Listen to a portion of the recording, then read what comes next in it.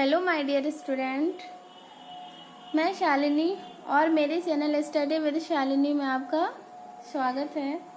तो अपना video start करने से पहले मैं आपसे कहना चाहती हूँ, प्लीज़ मेरे चैनल को सब्सक्राइब करें और ज़्यादा से ज़्यादा शेयर करें। तो अब हम क्या अपना टॉपिक स्टार्ट करते हैं। आज का हमारा टॉपिक क्या है? Bare infinitive. जैसे to plus base form of verb, ये क्या हो गया हमारा? टू इन्फिनेटिव, ठीक, जिसको हम फुल इन्फिनेटिव बोलते हैं। अब यहाँ से जैसे हमारा टू हट गया तो हमारा क्या हो जाएगा? कहीं भी वर्ड है, अगर सेंटेंस दिया हुआ है, कुछ ऐसी वर्ब्स हैं जो विदाउट टू के यूज होती हैं, वो क्या है? Bare infinitive. Okay, bare infinitive और इन्फिनेटिव विदाउट टू भी इसको बोलते हैं। कुछ ऐसी वर्ब्स जिनके बेस फॉर्म बिना टू के ही यूज हो, क्या कहलाते हैं? वेयर इन्फिनेटिव कहलाती हैं। कुछ स्थितियों में इन्फिनेटिव के पहले टू का प्रयोग नहीं होता है। ओके, बिना टू के भी वर्ब का इन्फिनेटिव फॉर्म ही रहता है। तो इससे क्लियर हो गया वेयर इन्फिनेटिव होता क्या है। कुछ ऐसी वर्ब्स हैं जो बिना टू के इस्तेमाल की जाती हैं, वो क्या है? Bare infinitive. देखिए, जैसे कुछ एग्जाम्पल हैं, देख लीजिए। उसने मुझे हंसाया, ही मेड मी लाफ। तो ये हमारा क्या है? वेयर इन्फिनेटिव है, ठीक। उसे अंदर आने दो, लेट हिम कम इन। तो ये हमारा क्या है? इन्फिनेटिव है, ठीक। उसे वहां जाने का आदेश दो, bid him to, bid him go there, bid him go there. तो ये गो हमारा क्या है? वेयर इन्फिनेटिव है। ऑलराइट, नेक्स्ट, मैंने तुम्हें ऐसा करते हुए सुना, तो आई हर्ड यू से सो।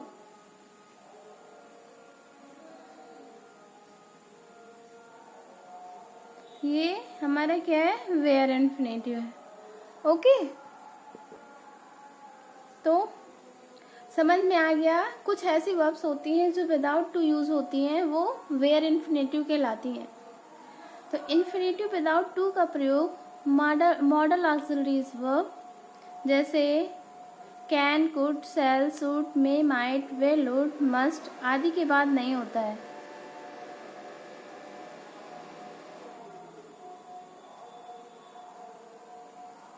समझ आया? इन्फिनेटिव विद टू मतलब टू इन्फिनेटिव का प्रयोग modal auxiliaries verb can, could, shall, should, may, might, will, would, must आदि के बाद नहीं होता है। मतलब हम टू का प्रयोग नहीं करेंगे अगर इसके बाद कोई भी वर्ब आती है, ठीक। लेकिन नीचे एक और पॉइंट दिया है, लेकिन इनके बाद हैव होने पर वर्ब के पहले टू का प्रयोग हो जाएगा। अगर यहाँ पे विल हैव है, शैल हैव है, तो हम उसके बाद अगर कोई वर्ब आती है तो हम उस पर टू का यूज कर सकते हैं। ओके, तो जैसे हमारी मॉडल ऑक्सिलरी वर्ब कितनी होती हैं? 13 होती हैं। 13 में से दो जो हमारी मॉडल ऑक्सिलरी वर्ब होती हैं, और टू और यूज टू, तो ये इनमें ऑलरेडी टू लगा रहता है, तो ये इन्फिनेटिव विद टू में आती हैं। ओके, ये हमारी वेयर इन्फिनेटिव में नहीं आती हैं। मतलब और टू और यूज टू को छोड़ के जितनी भी हमारी मॉडल ऑक्सिलरी वर्ब हैं, वो उनमें हमारा क्या है? वेयर इन्फिनेटिव का यूज होता है। तो क्या है bare infinitive? Verb without to, ठीक। यही देखिए लिखा है, दो मॉडल ऑक्सिलरीज और टू और यूज टू के अलावा, मतलब 13 होती हैं। 13 में से जो 11 हमारी मॉडल ऑक्सिलरीज वर्ब हैं, उनमें वेयर इन्फिनेटिव का यूज होता है, ठीक। वेयर इन्फिनेटिव वर्ब का यूज होता है। जैसे एग्जाम्पल है, आई shall go to their tomorrow.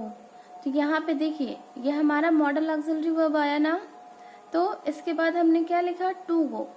ये हमने क्या यूज कर दिया? फुल इन्फिनेटिव, मतलब टू इन्फिनेटिव का यूज किया ना। टू इन्फिनेटिव क्या होता है? To plus V1। तो यहाँ पे हमारा V1 आया ना, तो यहाँ पे हमने ऊपर क्या पढ़ा है? ऊपर यहाँ पे क्या पढ़ा है? जो हमारी मॉडल ऑक्सिलरी वर्ब होती है उनमें हम टू का प्रयोग नहीं करते हैं, ठीक। तो यहाँ पे ये सेंटेंस गलत हो गया ना, यहाँ पे टू का यूज नहीं होगा। तो क्या होगा? I shall go there tomorrow. Okay, next है she would to learn it on time. तो ये हमारा मॉडल ऑक्सिलरी वर्ब है। मॉडल ऑक्सिलरी वर्ब के बाद जो वर्ब आती है वो क्या रहती है, विदाउट टू रहती है। तो यहाँ पे जो हमारा टू लगा है ये रॉन्ग है, तो क्या हो जाएगा, he would learn it on time.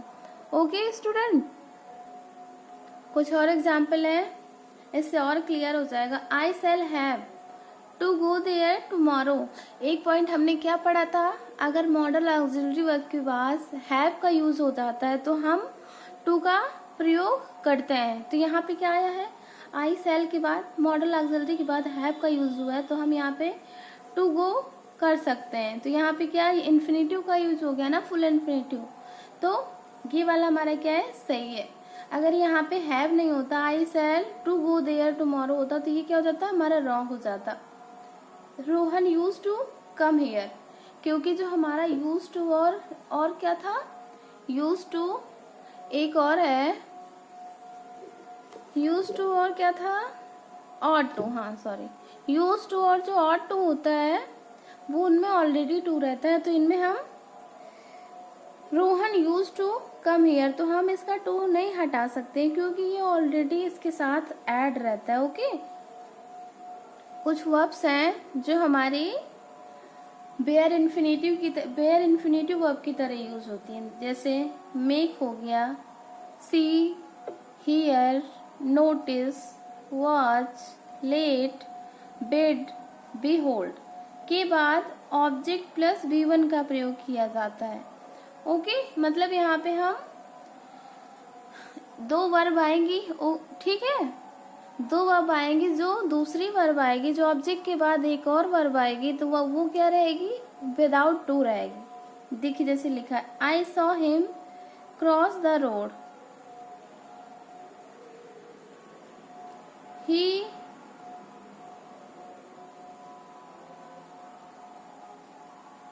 he made me laugh,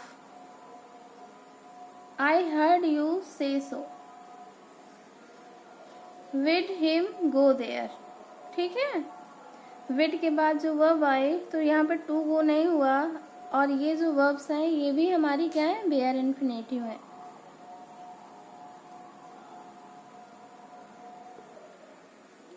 समझ में आ गया आपको? ये जो हमारी वर्ब्स होती हैं जैसे make, see, hear, notice, watch, let, bid, behold के बाद ऑब्जेक्ट आएगा, फिर हम B1 का यूज करेंगे, मतलब बेस फॉर्म यूज करेंगे, टू का प्रयोग नहीं करेंगे। जैसे यहाँ पे सॉ आया ना, सी का क्या है, सेकेंड फॉर्म है ना, इसके बाद हमारा क्या आया, तो यहाँ पे क्या था, ऑब्जेक्ट प्लस B1, तो ये ऑब्जेक्ट हुआ, ये हमारा B1 हो गया ना, हमने यहाँ पे टू का यूज नहीं किया ना, तो ये क्या हो गया हमारा, ये बेयर इन्फिनेटिव हो गया। ठीक, बेयर इन्फिनेटिव। इधर भी यही सेम है,